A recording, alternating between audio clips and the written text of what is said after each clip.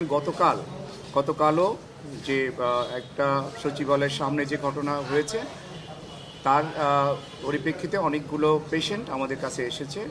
মূলত বেশিরভাগই ছাত্র, প্রায় ৬০ জন আমাদের কাছে এসেছে। আমরা এর মধ্যে ৫৫ জনকে আমরা প্রাথমিক চিকিৎসা দিয়ে ছেড়ে দিয়েছি, বাকি ৫ জনকে আমরা ভর্তি রেখেছি।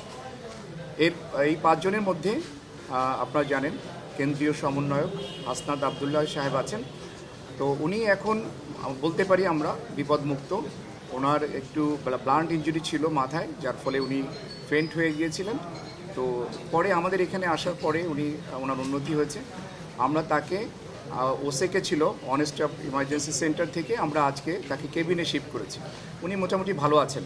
তবে আমাদের সাথে এই ৫ জনের মধ্যে ২ জন তাদের সার্জারি লাগছে। নিউরোসার্জনরা একজনকে অলরেডি ওটিতে নিয়েছেন, আর একজনকে নেবেন, আজকেই তাদের সার্জারি করবেন।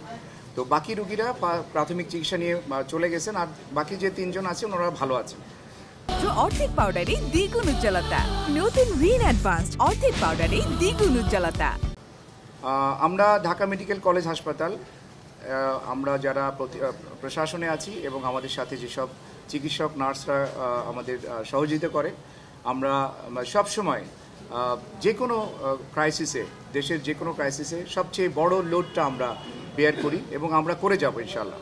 এই যে বৈষম্যবিরোধী ছাত্র আন্দোলনে আহত যারা আছেন তাদের জন্য আমরা সব কিছু বিনামূল্যে ব্যবস্থা করছি এবং তাদেরকে আমরা নির্দিষ্ট কয়েকটা ওয়ার্ডের মধ্যে রেখেছি যাতে তাদের ম্যানেজমেন্ট বা মনিটরিং বেটার হয়। সেই জন্য আমরা তাদেরকে বিভিন্ন কয়েকটা ওয়ার্ডের মধ্যে রেখেছি। আমি আপনাদের মাধ্যমে সবাইকে একটু আহ্বান জানাবো। আপনারা জানেন যে এই রুগীগুলো বেশিরভাগ বুলেট ইনজুরির রুগী।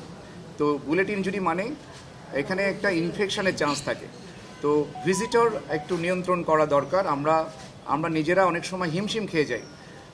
আপনাদের মাধ্যমে আমি সকলের কাছে আবেদন রাখবো যে আপনারা রুগীর কাছে যাবেন না, অপ্রয়োজনে যাবেন না। তারা সুস্থ হয়ে যাক, আমরা সেই দোয়া করি, আপনারাও সেই দোয়া করেন